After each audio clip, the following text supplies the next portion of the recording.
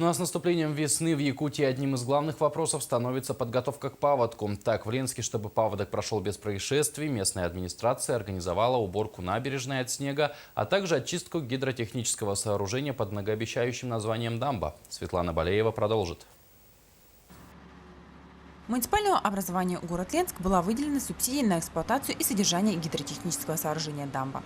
Ежегодная сумма на обслуживание составляет порядка 10 миллионов рублей.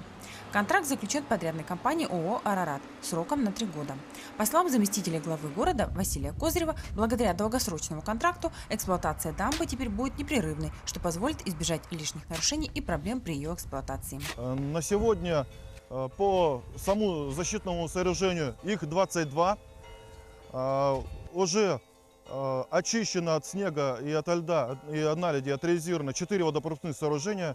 Я считаю, что в соответствии с планом графика эти работы будут выполнены в срок. Гидротехническое сооружение дамба является одним из крупнейших в республике. Построена она была за счет средств федерального бюджета через Агентство водных ресурсов.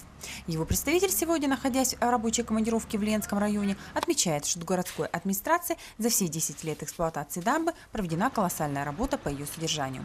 Дамба – это сооружение второго класса опасности, которое требует ежегодного технического обслуживания. С передачей дамбы и введением муниципалитета вопрос ее ремонта решается за счет средств государственного и местного бюджетов.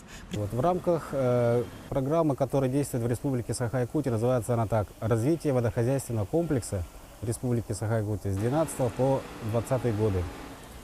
В рамках этой программы, утвержденной указом президента 24 декабря 2014 года, она была продлена до 2020 года. Инженерную защиту города Ленска через эту программу департамент финансирует с 2012 года, то есть уже в течение 3 лет. И в течение 3 лет администрация города Ленска накопила уникальный опыт, скажем так, по эксплуатации этой дамбы. Светлана Балеева, Денис Семенов, НВК Саха, Ленск.